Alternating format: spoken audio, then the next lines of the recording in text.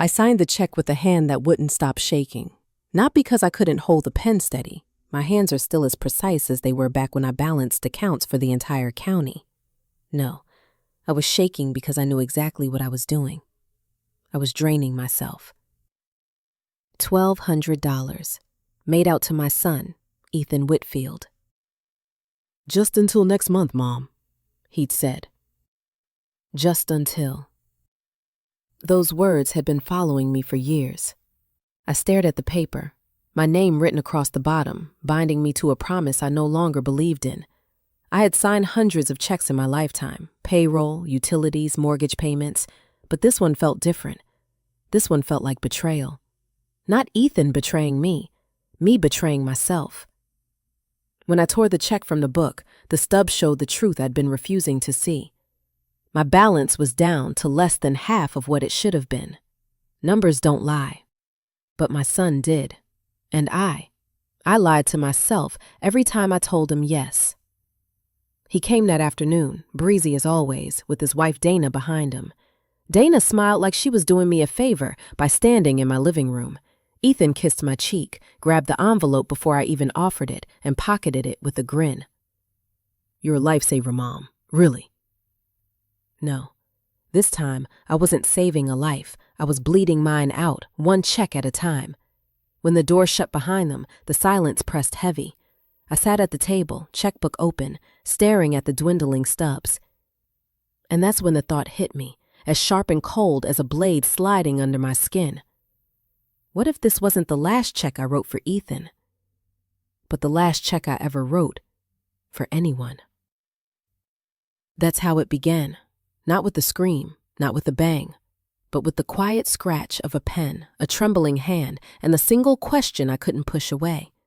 Because if I didn't stop them now, I knew exactly how this story would end, with my name on the check I never meant to sign.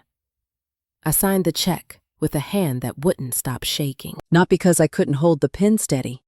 My hands are still as precise as they were back when I balanced accounts for the county hospital payroll for 20 years. No. I was shaking because I knew exactly what I was doing. I was draining myself. $1,200, made out to my son, Ethan Whitfield. "Just until next month, Mom," he'd said. Just until. Those words had been haunting me for a decade. I stared at the paper, my name written across the bottom, binding me to a promise I no longer believed in. I had signed hundreds of checks in my life, taxes, mortgage, groceries, each line balanced, each stub reconciled. But this one felt different. This one felt like betrayal, not Ethan betraying me betraying myself. When I tore the check from the book, the stub told the truth I'd been refusing to see. Balance, $18,462, half of what should have been there. Half of what I needed to keep this house running, to keep my retirement comfortable, to keep the fear out of the dark hours of the night. Numbers don't lie, but my son did. And I lied to myself every time I told him yes. The doorbell rang that afternoon. When I opened the door, there he was, Ethan, tall and handsome as ever, with that easy grin that still worked on everyone but me. Behind him, Dana. Always Dana. She smiled like she was doing me a favor just by standing in my doorway, her hair perfect, her blazer sharp, her perfume a little too heavy. "Mom," Ethan said, kissing my cheek, "you're an angel, really."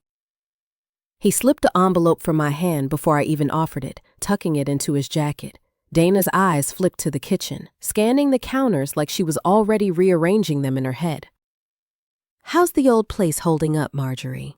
she asked, her voice sweet as syrup. I hated how she called me by my name instead of Mom, like she was staking her claim as an equal in my house. "The house is fine," I said. "I'm fine." Her smile didn't falter, but her eyes did something sharp. We made small talk for 10 minutes. Ethan talked about a business opportunity that hadn't quite worked out. Dana mentioned how expensive their condo association fees had become.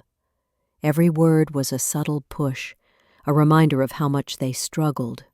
When they finally left, Dana kissed the air near my cheek, and Ethan clapped me on the shoulder, heavier than necessary. "We'll pay you back soon, Mom. Promise." They'd been promising since 2012. When the door shut behind them, silence pressed against the house. I sat at the table, checkbook open, staring at the dwindling stubs. The numbers glared back. $2,000 last month, $800 the month before. Thousands over the years, all flowing one way. I whispered into the empty kitchen. What if this wasn't the last check I wrote for Ethan, but the last check I ever wrote for anyone? That thought sat with me, heavy, as I made tea. It followed me as I washed the cup. It kept me awake long after midnight, staring at the ceiling fan turning shadows across my walls. I had always been the strong one, the responsible one, the one who never let bills go unpaid, who balanced every account to the penny. But lately, it was like Ethan and Dana were turning me into someone else. Someone helpless. Someone easy to dismiss. And I realized with a cold clarity that made my stomach twist, that's exactly what they wanted. So I pulled out an old ledger, the one I hadn't touched since Richard passed away, and I opened it to a fresh page. At the top, I wrote, "The last check, $1,200 to Ethan, April 7th. And beneath it, another line, "Beginning the account of what is mine." Because if they thought I would go quietly into their plans, they had forgotten who I was. I wasn't just their aging mother. I was Marjorie Whitfield, bookkeeper, widow, survivor. And from now on, every cent, every word, every move, they would all be logged. The first red flag wasn't a missing check. It was a number that didn't add up. I had gone, like I always did, to deposit my pension check. The bank lobby smelled faintly of coffee and printer ink, the same as it had for 30 years. Routine, familiar, safe. But when the teller slid my balance across the counter, my stomach dropped. $17,862. I blinked at it. That was $600 less than it should have been. "Excuse me," I said softly, leaning toward the glass. "I think there's a mistake. I didn't make any withdrawals this week." The teller, young, with too much eyeliner and the polite smile, tapped at her screen. "It shows here, April 9th, cash withdrawal, $600. "Where?" "ATM, downtown branch." I stared. I hadn't used an ATM in 5 years. When I told her that, she gave me that same polite smile. Too polite. Sometimes people forget. Do you want to see the slip? Forget. That word again. It followed me home, clinging to my clothes like smoke. That evening, I called Ethan. "Did you take $600 from my account this week?" He laughed, actually laughed. "Mom, why would I do that?" "Because it's missing."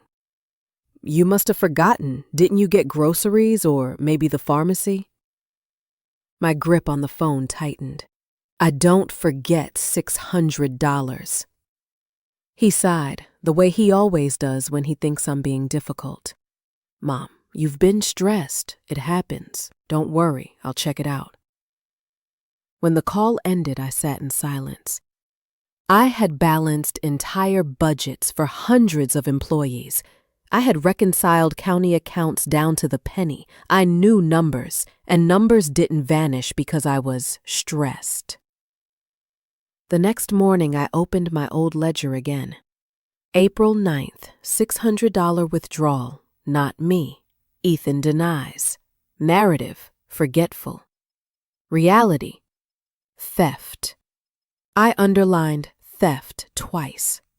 On Sunday, Ethan stopped by unannounced. He strolled into the kitchen like it was his own, opened the fridge, poured himself orange juice. Dana followed, clicking across the floor in heels, even though it was barely noon. "Mom," Ethan said, "must have slipped your mind." Dana tilted her head, pity written all over her face. "It happens, Marjorie. At your age, little things get fuzzy. At my age, little things." I looked at her, steady. "I remember every cent I've spent this month." Ethan put a hand on my shoulder. "Mom, please, don't make this harder than it is. We're trying to help." Help. That word landed like a rock. They stayed just long enough to drink my coffee, then left with a promise to check in later. When the door closed, I pressed my hands against the counter to stop them from shaking. For years, I had been telling myself I was helping them. Now they were rewriting it, piece by piece, to look like they were helping me. That night, I stared at my checkbook. The stubs were my lifeline, the only record that hadn't been touched by their hands. Every line, every date, every number, it was all there. And if Ethan and Dana wanted to paint me as forgetful, I'd show them what real memory looked like. Not in my head, on paper. I wrote across the top of the ledger's new page, balances, begin audit. And beneath it, I started again. April 7th, check to Ethan, $1,200, confirmed. April 9, unauthorized withdrawal, $600, denied by Ethan, ATM downtown. It wasn't just money anymore. It was evidence. As I closed the ledger, I whispered into the empty kitchen, "You can call me forgetful. You can call me old. But you can't erase ink." It was a Wednesday evening when Dana brought it up. She didn't waste time with small talk, just sat at my kitchen table, blazer still on, hair immaculate, like she'd walked straight out of a real estate showing and into my house. Ethan trailed behind her, fiddling with his phone. "Marjorie," Dana began, her voice sweet but sharp underneath. "We've been thinking. It would make life easier if you added me to your bank account." I nearly dropped the teacup I was holding. "Excuse me?" She leaned forward, resting her manicured hands on the table. "Just for convenience, so I can help with bills, withdrawals, that sort of thing. You know, take some pressure off you." Pressure. As though balancing a checkbook was Everest. Ethan chimed in without looking up from his phone. "It's just practical, Mom. You hate dealing with online banking. Dana's great with that stuff." I stared at him. "I managed payroll for 200 employees, Ethan. I think I can handle online banking." Dana's smile twitched but didn't break. "Of course you can. But think about emergencies. What if you couldn't get to the bank?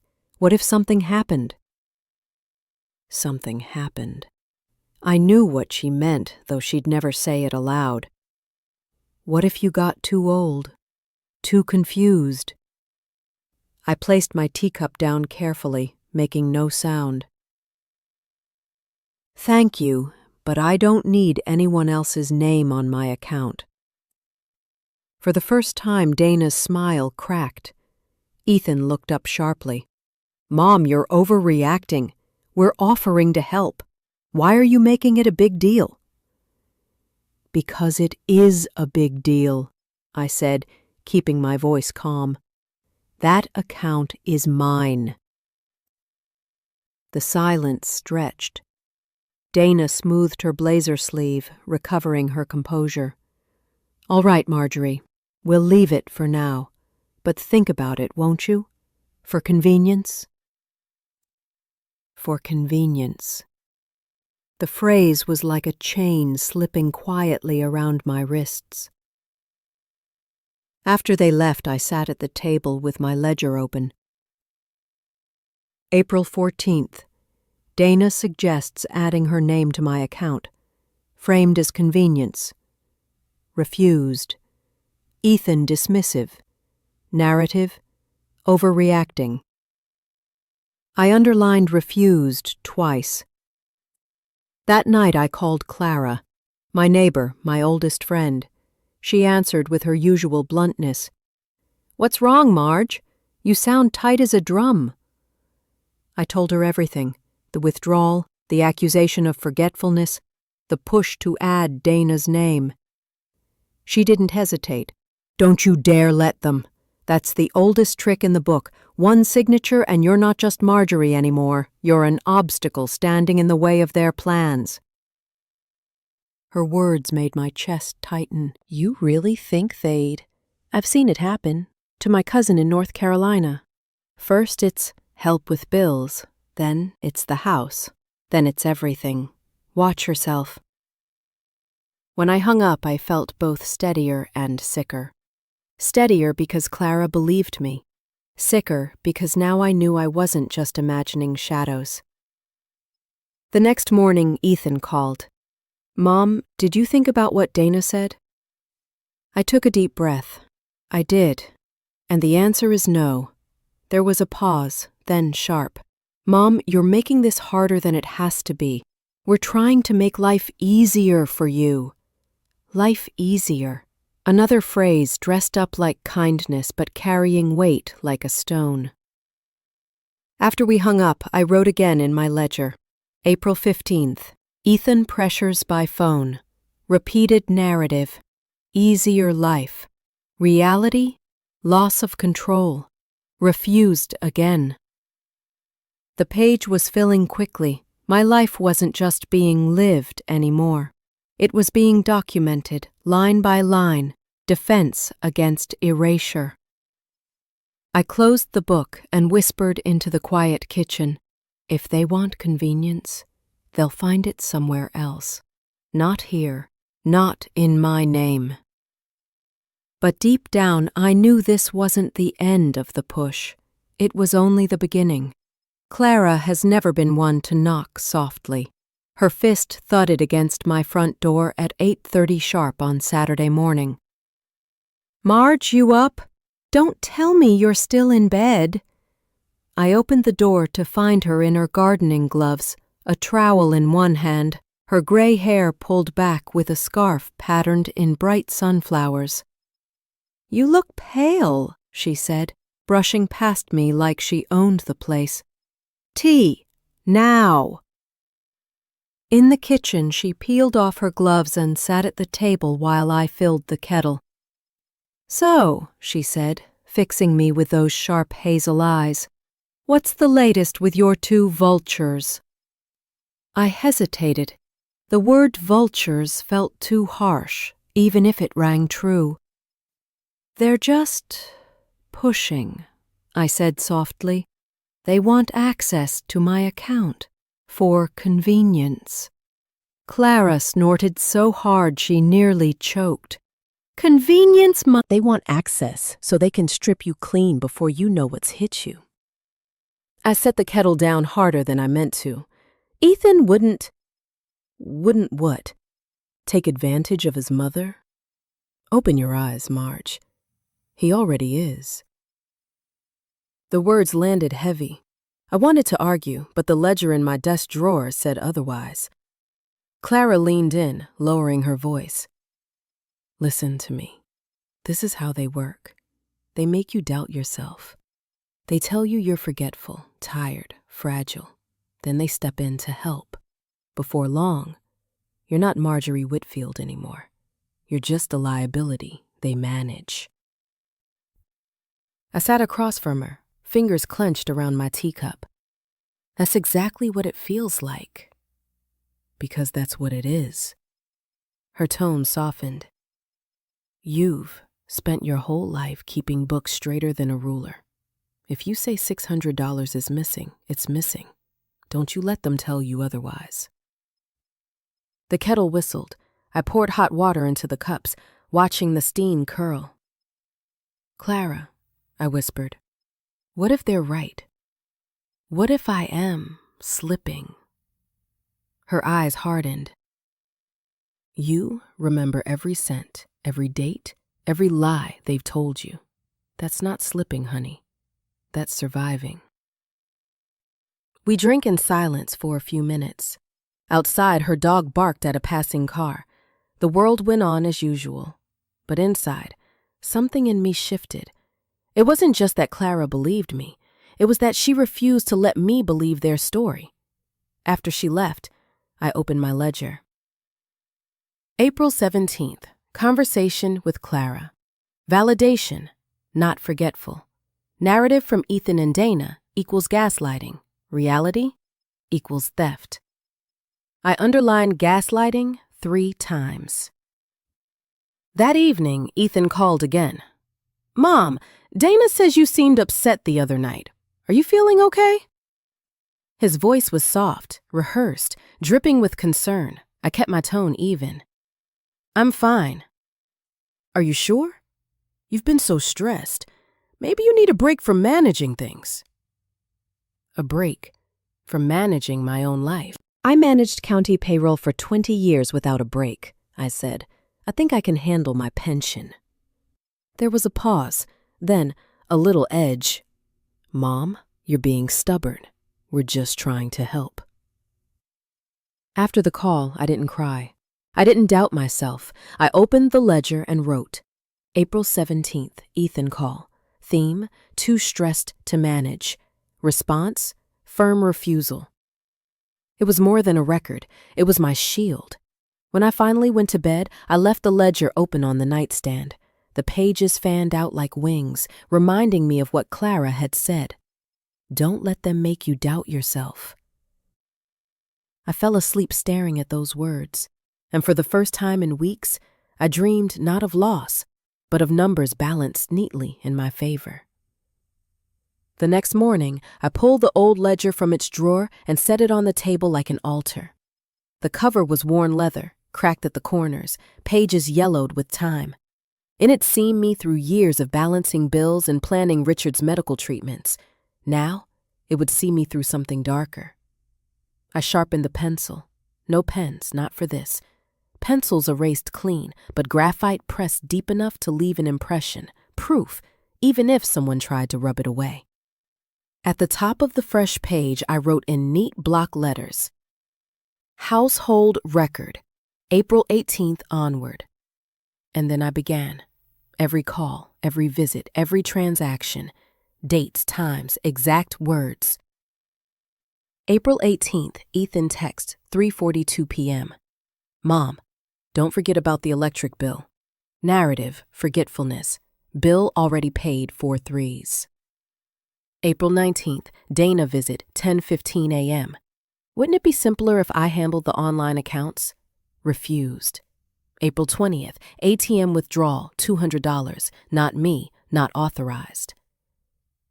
The pattern began to reveal itself almost immediately. It wasn't just random helpfulness, it was erosion. One remark about stress here, one suggestion about simplifying there, and money siphoned off in careful drips, just enough to question, but not enough to scream about. They were counting on me not to notice, counting on me to doubt myself. But I noticed, and I had ink. On the evening of April 21st, Ethan dropped by, alone. He carried takeout, a paper bag full of greasy Chinese food. Thought you could use a break from cooking, he said, setting the bag on the table. It might have looked thoughtful to anyone else, but I saw the ledger of my life clearer than ever. That week, I had bought groceries Monday, cooked stew Tuesday, roasted chicken Wednesday.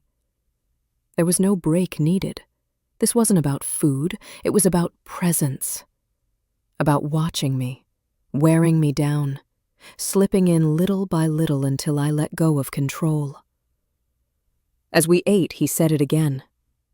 You know, Mom, you really should let Dana handle the bills. You'd have so much less on your mind. I put my fork down and looked him square in the face. I have exactly enough on my mind. Nothing more, nothing less. He blinked, caught off guard by my firmness.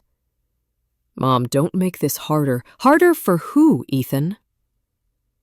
The silence stretched. Finally, he muttered something about being tired and left. As soon as the door closed, I opened the ledger. April 21st. Ethan, dinner visit. Theme, break from cooking. False. Subtext, surveillance. Repeat suggestion, Dana handles bills. Refused. And then below it I drew a small box. Inside I wrote, pattern, forgetfulness plus stress plus convenience equals pressure for access. I sat back and looked at the page. It was there, clear as day. This wasn't just suspicion. It was a system. That night, lying in bed, I slid the ledger under my pillow. I liked feeling its solid weight beneath my head, like a secret weapon no one could touch. But I knew I needed more than paper and pencil. I needed copies. I needed protection. The next morning, I walked 3 blocks to the public library. I photocopied the most important pages, the withdrawals, the conversations, the patterns, and slid them into a plain manila envelope. On the front, I wrote in neat script, if anything happens. I handed it to the librarian, a young man who knew me well enough to nod politely without questions. Could you hold this in the safe box for me, just until I pick it up? He looked surprised, but he agreed. Walking home, the spring air felt sharper, the sunlight brighter. I wasn't just keeping records. I was building a wall. And if Ethan and Dana thought they were closing in, they hadn't realized yet. I had already started closing them out. It happened on a Sunday afternoon, quiet and ordinary, the kind of day when nothing should have gone wrong. Ethan had stopped by to fix the leaky faucet, which meant 30 minutes of him rattling around under the sink, swearing and emerging with damp hands and no solution. Dana sat at the table with a glossy magazine, barely glancing up. When Ethan finally gave up on the pipes, he grabbed a soda from the fridge and leaned against the counter. That's when he noticed it, the corner of my ledger peeking out from under a stack of envelopes. "What's this?" he asked, tugging it free before I could stop him. My stomach dropped. "Just notes," I said quickly, reaching for it, but he flipped it open, scanning my neat, penciled lines. His grin spread, slow, cruel. April 18th, Ethan text. Narrative, forgetfulness. Reality, theft. He chuckled. "Mom, are you kidding me? You're keeping a diary about us?" Dana perked up, closing her magazine. "What's that?" Ethan held it out toward her, laughing. "It's Mom's little spy book. She thinks we're conspiring against her." I snatched it back, my pulse hammering. "It's my business, my records." Ethan's smile faded, replaced with a dangerous calm. "You really think we're stealing from you, don't you?" I met his eyes steady. "I think numbers don't lie." Dana tilted her head, her smile sharp as a blade. "Marjorie, this is sad. Writing little notes about your own son, about me. It makes you sound, well, paranoid." The word hung in the air like smoke. Paranoid. Ethan leaned closer, lowering his voice. "You know, Mom, people start to worry when older folks keep books like this. Like they can't tell what's real anymore." The implication was clear. This ledger, my shield, was suddenly being twisted into evidence against me. I stood, pushing my chair back slowly. This ledger is proof that I see things clearly. Every word in it is true. Ethan smirked. True to you, maybe. Dana's eyes flicked toward him, triumphant. See, this is why we've been trying to help. You're exhausting yourself, keeping all these records. Wouldn't it be simpler if you let us take care of everything? For one terrifying moment, I felt cornered, the two of them against me, their voices weaving the same story. I was fragile, confused, paranoid. But then Clara's words rose in my mind. If you say it's missing, it's missing. Don't let them tell you otherwise. I pressed the ledger to my chest. You can laugh all you want. This book isn't paranoia, it's math. And math doesn't bend for anyone, not even my son. For the first time, Ethan flinched, just slightly, but enough. Dana, however, recovered quickly. Fine, she said, standing. Keep your little notebook, but don't be surprised when people start wondering about your memory. When they finally left, the house was silent except for the hum of the refrigerator. I collapsed into a chair, the ledger still clutched in my hands. My weapon had almost been turned into a liability. Almost. That night, I took precautions. I copied 3 more pages, slipped them into a second envelope, and tucked it into the hollow base of Richard's old lamp, the one no one ever touched. The ledger itself I moved from the drawer to a locked tin box in my bedroom closet. If they wanted to call me paranoid, let them. I'd rather be paranoid and prepared than trusting and destroyed. Before bed, I opened to a fresh page and wrote, April 23rd, Ethan discovers ledger. Reaction? Mockery, gaslighting, paranoid, memory issues, attempt to delegitimize records. Response: reaffirm clarity. And beneath that, in bigger, darker letters, ledger equals truth. Lying in the dark, I whispered it out loud, as though saying it could make it stronger. Ledger equals truth. Because if they came for me again, I needed more than numbers. I needed to remind myself that I wasn't the one losing grip. They were. The trap came on a Tuesday. Subtle. Wrapped in kindness. Dana showed up mid-morning, holding a grocery bag like she was doing me the greatest favor on earth. Brought you a few things, she said. Eggs, milk, bread. Thought you'd appreciate it. Her heels clicked against the tile as she set the bag on the counter. Where's Ethan? I asked. Busy. She gave me a too sweet smile. But he'll stop by later. We unpacked the bag together, or rather, she unpacked while I watched. Milk, bread, apples, and then an electric bill envelope slipped between the groceries. I froze. What's that doing in there? She blinked innocently. Oh, this? Must have gotten mixed in at your mailbox. I figured I'd bring it in for you. My fingers itched to snatch it, but I forced myself to move slowly. The envelope was already opened.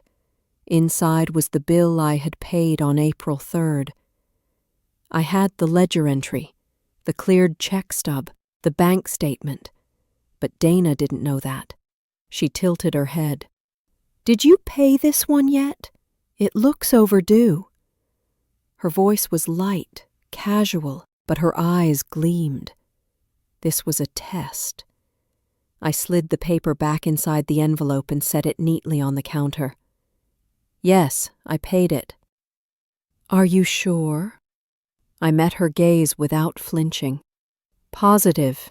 April 3rd. Check number 237. Cleared on April 5th. Her smile faltered. You remember all that? Of course, and I wrote it down. I turned, walked calmly to the drawer and pulled out my ledger. Flipping to the April 3rd entry, I placed it on the counter between us. I must have misunderstood. Good thing you're keeping such detailed notes. Her tone dripped with false cheer, but the tightness around her mouth gave her away. The test had failed. That evening, Ethan called. I could almost hear Dana feeding him lines in the background. "Mom, Dana says you got confused about the electric bill today." "No," I said calmly. Dana tried to confuse me. I showed her proof I had paid. A long silence, then sharper. "Mom, why are you making everything sound like an attack? We're trying to help. If you're keeping ledgers, if you're writing everything down, don't you think that's a little obsessive?" There it was again. Paranoid, obsessive, forgetful. Always words to undermine me. I kept my voice steady. "Ethan, if you've forgotten who taught you to balance a checkbook, let me remind you, it was me, and I don't forget." He exhaled heavily, muttering something about stress before hanging up. I turned back to my ledger. With careful strokes, I added a new entry. April 25th. Test attempt by Dana. Electric bill, already paid, planted as overdue. Confrontation, successful. Result, exposed intent to fabricate confusion. Ethan call, framed me as obsessive. At the bottom, I wrote in darker letters, "Their test, my proof." When I closed the book, I felt something new stir inside me. Not just resistance. Power. They thought they were studying me like a specimen. But all along, I'd been studying them, and my notes weren't just defense anymore. They were ammunition. That night, I called Clara. "They tested me," I said flatly. "What do you mean?" "Slipped an old bill into the groceries. Tried to make me think I'd forgotten." I caught it. Proved them wrong. There was a pause. Then Clara's laugh, sharp, victorious. "Good for you. Let them play games. You're 2 moves ahead." Her words settled into me like armor. 2 moves ahead. And if I kept this up, maybe, just maybe, I could win. It was Friday evening when they brought the papers. They arrived together. Ethan carrying a leather folder, Dana with that sharp smile plastered across her face like a weapon disguised as kindness. "Mom," Ethan began, setting the folder gently on the table, "we've been talking with a friend of Dana's, a lawyer. He thought it would be smart to get some things in order. For your protection." My pulse quickened. "What sort of things?" I asked, my voice steady, though my hands trembled under the table. Dana slid the folder open with practiced grace. Inside was a neat stack of forms, pages and pages of legalese, with sticky tabs marking where signatures should go. "Power of attorney," she said, tapping the first page. "This just means that if you ever get sick or can't handle your finances, Ethan can step in and help." I stared at the black lines of print. Words swirled together. Irrevocable. Authorization. Disposal of assets. I forced myself to meet her gaze. "And what if I don't sign?" Her smile didn't falter, but her eyes sharpened. "Then nothing changes, of course. But wouldn't it be simpler to know everything's taken care of?" Simpler. There it was again. The word they used like a key, trying to slip it into the lock of my independence. Ethan leaned closer, his voice soft. "Mom, this isn't about taking control. It's about protecting you. If anything happened, God forbid, you wouldn't want strangers making decisions, would you?" "And what decisions would those be?" "Bills, the house, medical care." The house, always circling back to the house. I closed the folder slowly, pressing my palm flat on top of it. I'm not signing anything without a lawyer of my choosing reviewing it first.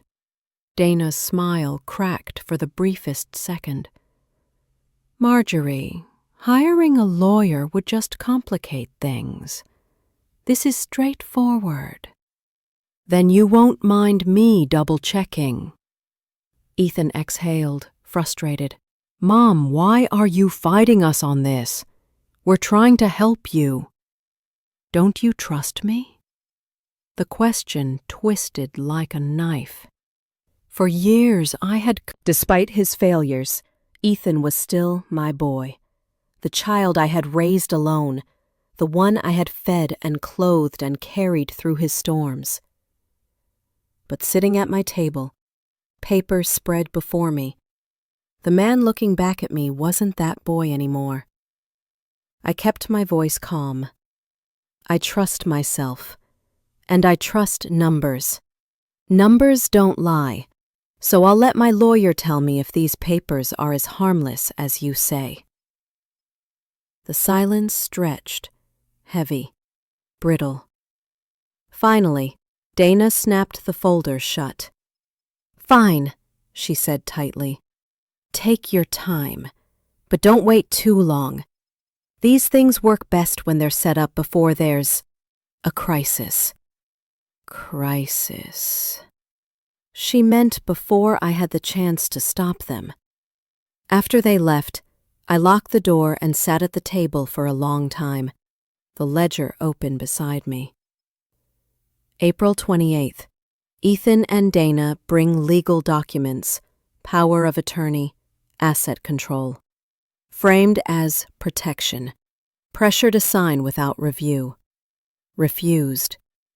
Response: frustration, urgency, veiled threats, before a crisis.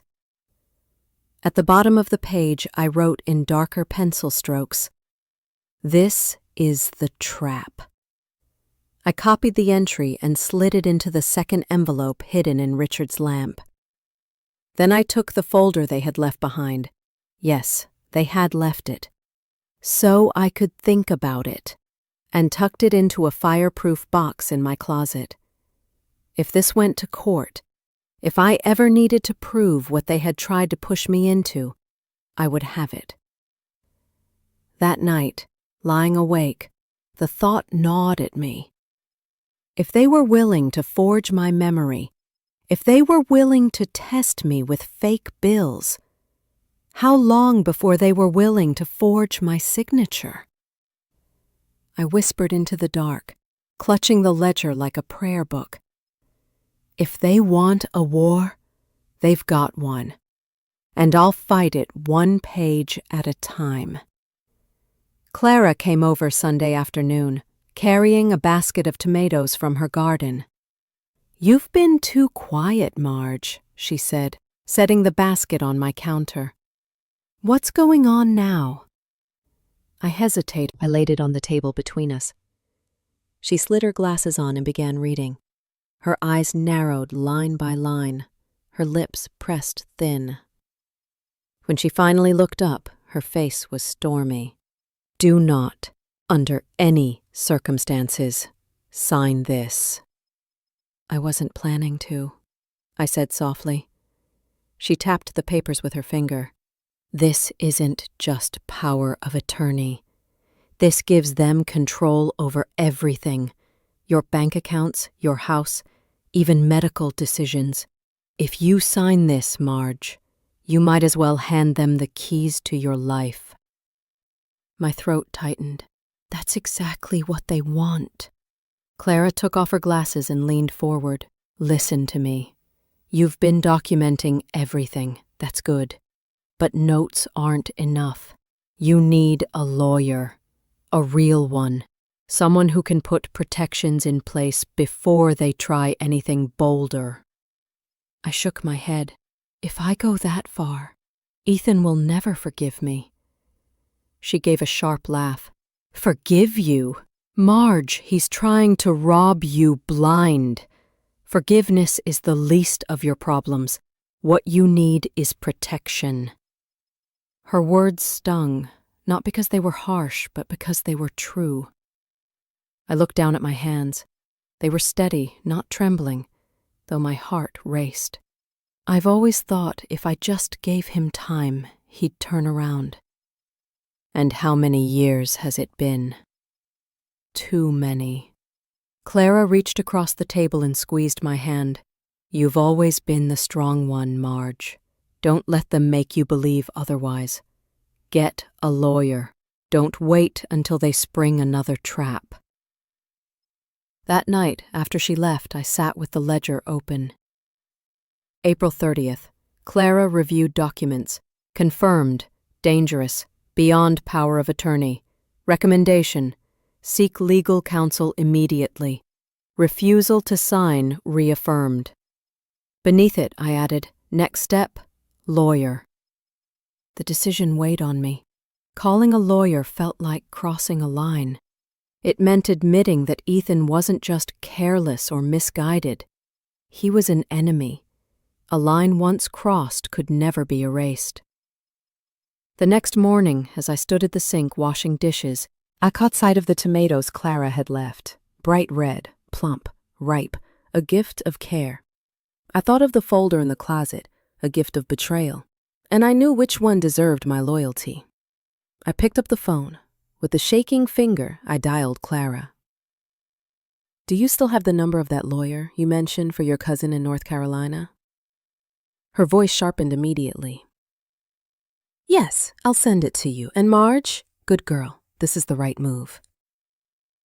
That afternoon, I dialed the number she gave me. The secretary answered, polite and efficient. Elder Protection Law Office, this is Miss Carter. How can I help you? My voice caught in my throat, but I forced the words out. My name is Marjorie Whitfield. I think my son is trying to take my house. The silence on the other end was brief, but full of gravity. Come in tomorrow morning, the secretary said gently. Bring everything you have. When I hung up, my hands were trembling, not with fear, with relief. For the first time in months, I felt like maybe I wasn't just defending myself. Maybe I was about to start fighting back. That evening, I opened the ledger and wrote one more line across the bottom of the page. May 1st, appointment with lawyer. The counterattack begins. The office was nothing like I expected. No mahogany furniture, no intimidating shelves of books, just clean lines, warm light, a pot of coffee on the side table. Miss Carter, the attorney, was younger than I thought she'd be, 40 maybe, but her handshake was firm, her eyes sharp. Mrs. Whitfield, she said, motioning me into a chair. Tell me everything. So I did. I started with the missing withdrawals, then the forgetfulness comments, the ledger, the planted bill, and finally the folder of documents Ethan and Dana had pressed on me. She listened without interrupting, jotting occasional notes. When I slid the folder across her desk, she flipped through it quickly, her brow furrowing. Finally, she looked up. You're right to be worried. My throat tightened. So it is dangerous. It's worse than dangerous. If you had signed these, your son and his wife would have had immediate authority over all your financial assets. They could have sold your home without your consent. They could have moved you into a facility, closed your accounts, everything. And the language makes it nearly impossible to revoke once signed. The words hit me like cold water. For a moment, I couldn't breathe. She leaned forward. Mrs. Whitfield, you're not paranoid. You're perceptive. What you're describing, pressure, manipulation, gaslighting, is a textbook case of financial elder abuse in the making. Her words landed like bricks. Heavy, but solid, something I could stand on. I pulled the ledger from my bag and laid it on the desk. I've been keeping records. Every word, every date, every withdrawal. She flipped through the pages, nodding with growing approval. This is excellent. Detailed, consistent, precise. Courts take notes like this very seriously. Combined with your bank records, we have a strong case. A strong case. For months, I had felt like a woman screaming in an empty room. Now, someone had heard me. So what do I do? I asked. She listed the steps with crisp efficiency. 1. Play back all financial accounts under fraud alert. No one but me could access them. 2. Draft an irrevocable power of attorney to a neutral trustee of my choosing, not Ethan, not Dana. 3. Graft my will to clarify who would and would not inherit my estate. 4. Flash file a protective notice with the county to prevent any unauthorized transfer of my house deed. And one more thing, she added. I recommend installing a hidden audio or video recorder. It's legal in your own home, and if they pressure you again, we'll have their words on record. The thought made my skin prickle, but I nodded. I can do that. She smiled faintly. Mrs. Whitfield, most people come to me after the damage is done. You came before. That makes you stronger than you know. For the first time in months, I felt a flicker of pride. As I left the office, folder clutched tight under my arm, the spring sunlight felt sharper, clearer.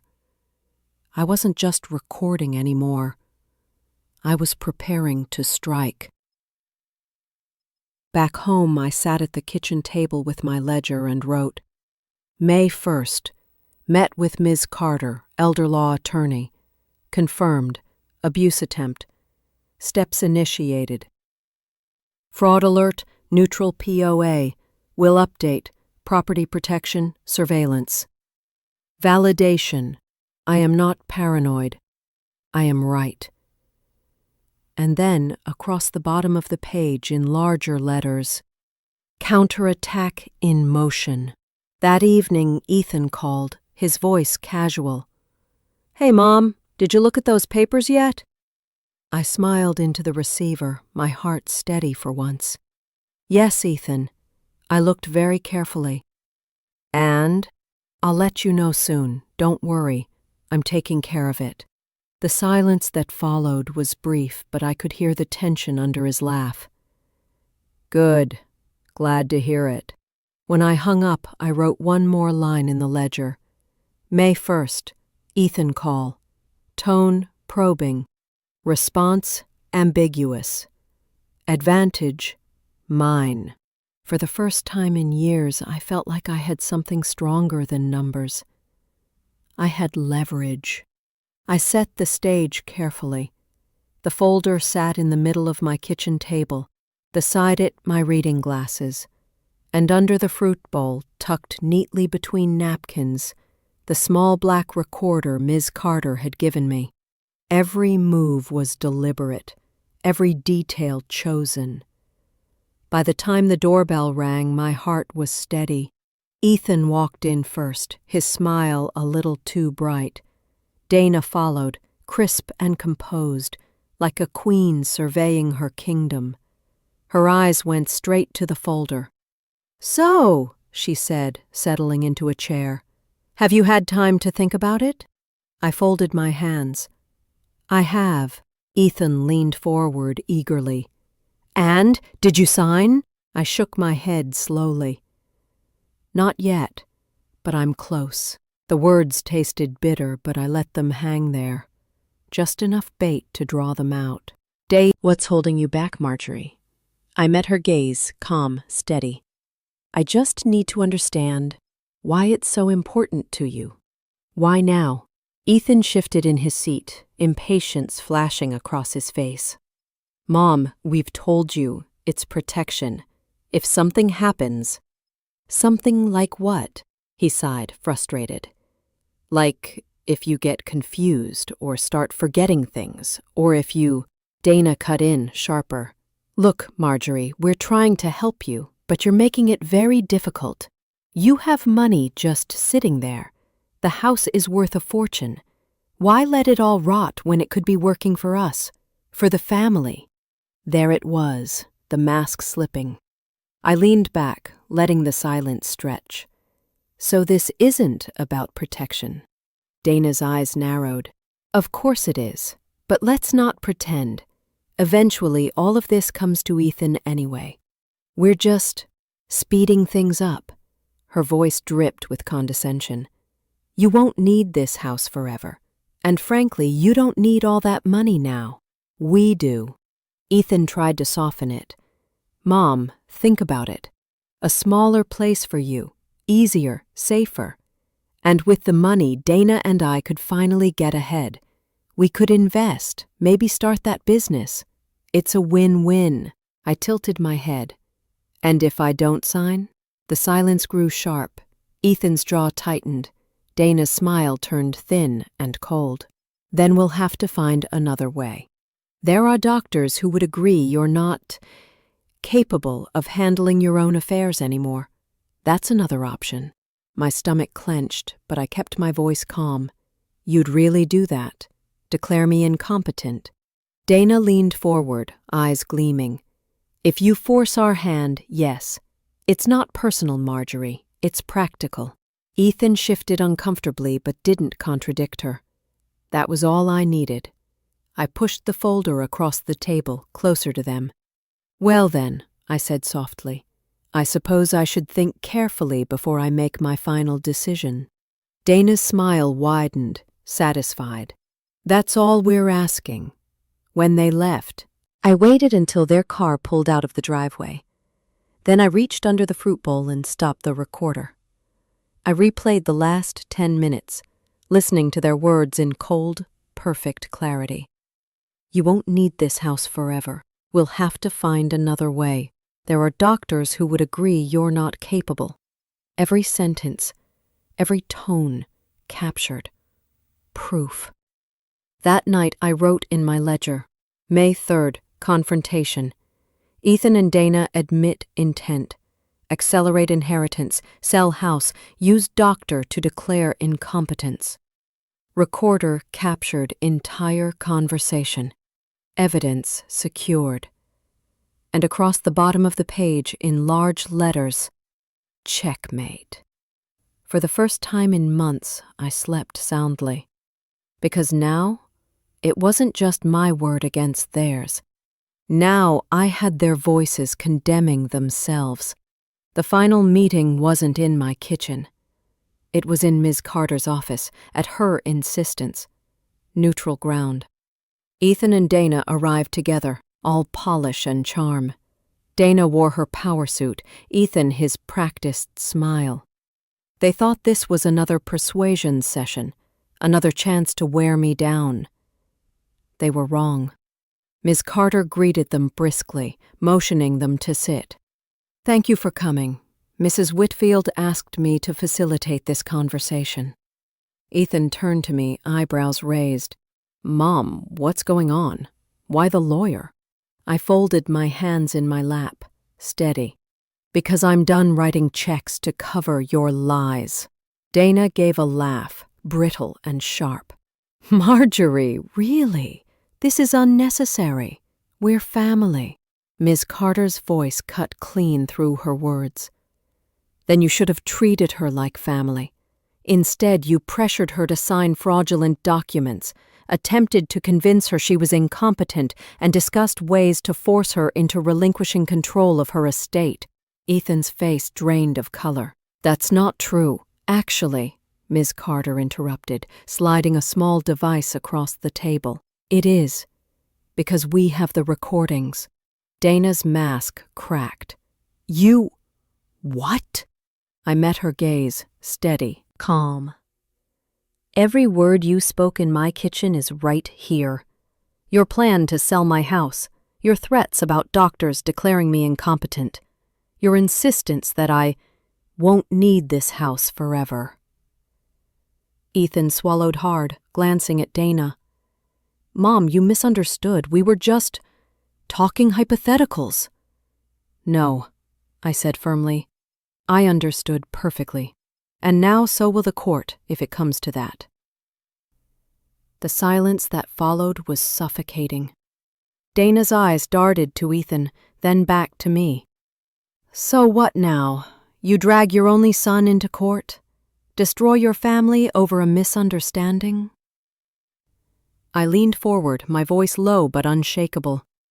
"You destroyed this family the moment you decided my life was just a dollar sign waiting to be cashed in." Ms. Carter opened a folder. "Here's how this is going to work. Mrs. Whitfield has executed a new power of attorney to a neutral trustee, not either of you. She has also updated her will, removing you both as beneficiaries.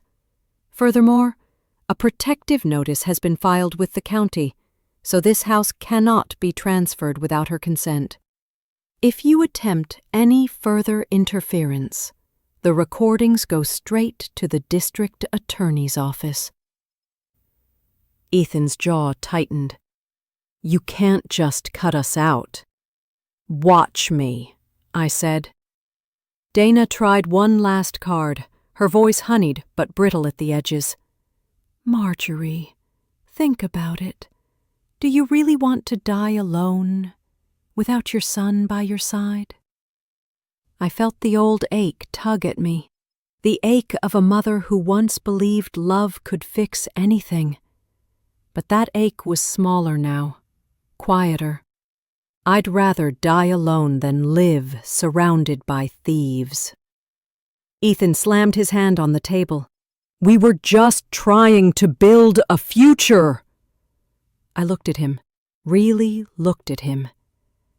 The boy I raised was gone, replaced by a man who thought entitlement was love. "Then build it yourself, without me, without my money." Miss Carter closed the folder with finality. "This meeting is over. Any further contact with Mrs. Whitfield will be through me. If you come to her house, harass her, or attempt to access her accounts again, we will pursue criminal charges." Dana's face flushed crimson. Ethan looked stunned, like a man whose winning hand had just turned to dust. They stood silent and walked out. When the door shut behind them, I let out a breath I hadn't realized I was holding. Miss Carter gave me a small nod. "You did well. Very well." I smiled faintly. That was the last check I'll ever write for Ethan. Back home, I opened my ledger one final time. May 6th. Final confrontation. Ethan and Dana exposed. Will updated, protections filed, inheritance revoked. Status free. And beneath it, in bold, deliberate strokes, lodger closed. That night, I sat in my kitchen with a cup of tea. The silence wasn't heavy anymore. It was mine. The house I had built, the life I had earned, safe again. Not because Ethan protected me, but because I had protected myself. For the first time in years, I wasn't afraid of the next bill, the next knock, the next phone call. I was ready. Because sometimes, the strongest check a mother can write isn't with her pen. It's with her will.